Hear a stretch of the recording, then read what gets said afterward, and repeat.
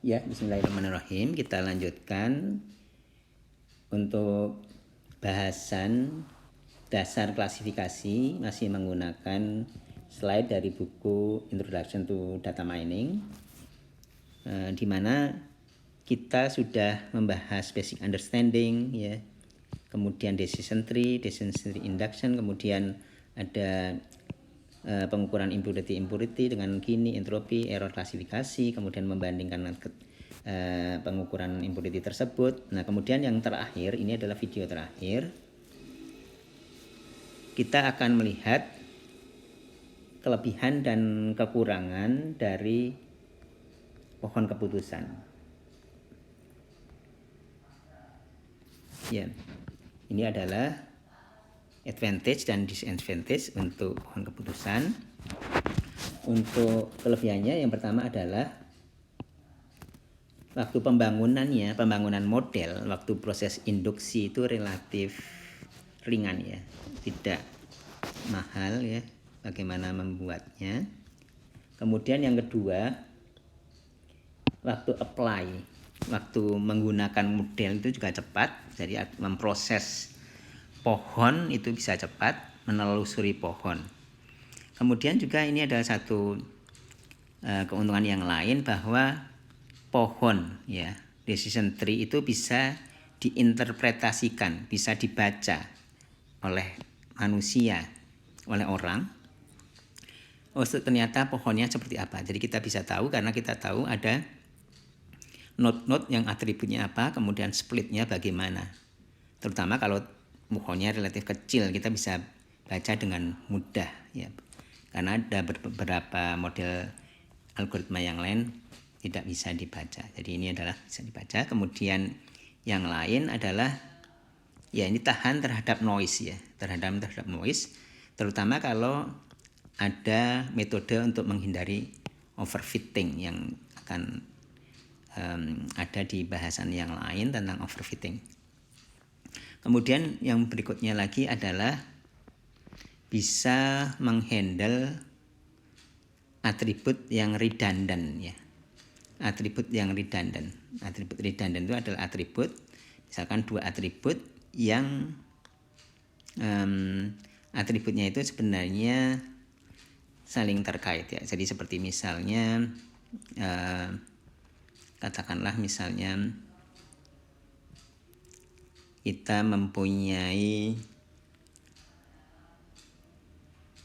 misalkan ini adalah mungkin kota, misalkan gitu, atribut kota dengan misalkan ID kota. Ini mungkin contoh yang cukup mudah, ya, bahwa kota itu mempunyai ID, dua-duanya dipakai. Yang redundant atau irrelevant, ya, atributnya irrelevant untuk mengklasifikasi, jadi tidak digunakan.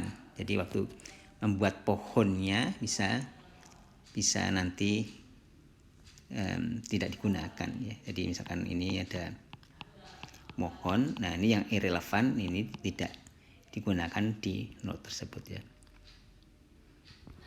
Kemudian untuk disadvantage-nya, ya, kalau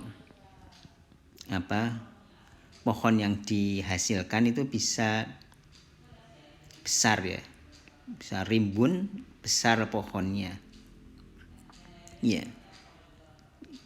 Apalagi kalau menggunakan pendekatan greedy yang sudah kita bahas, yang seringkali tidak bisa menemukan, menghasilkan tree yang paling optimal, tree yang paling dari sisi efektivitasnya, ya, yang paling bagus, ya. Kemudian juga kita tidak bisa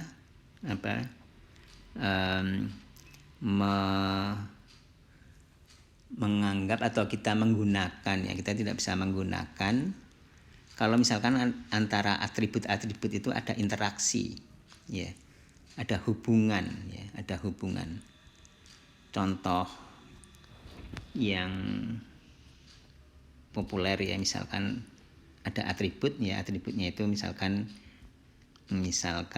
adalah merokok, atau misalkan rokok, kemudian satunya lagi atributnya itu adalah misalkan sakit paru-paru, misalkan gitu. Jadi ada hubungan antara merokok sama sakit paru-paru, sebenarnya ada hubungan gitu. Tapi di sini kita tidak bisa menggunakan hubungan tersebut, memanfaatkan hubungan tersebut. Kemudian juga di setiap boundary, decision boundary yang di note-note tadi itu hanya single atribut saja. Jadi kita lihat seperti misalkan ini adalah pohon, di sini ada misalnya hanya misalkan marital status saja, atau yang lain satu aja, tidak bisa marital status n apa gitu, 2. Kan kadang-kadang untuk kondisi untuk split itu kan bisa saja secara realnya bisa lebih dari satu, bukan hanya satu atribut saja. Tapi di sini di decision tree kita hanya bisa menggunakan satu atribut saja di setiap node itu, di setiap kondisi untuk memecah itu. Ya, itu adalah advantage dan disadvantage untuk decision tree, untuk klasifikasi.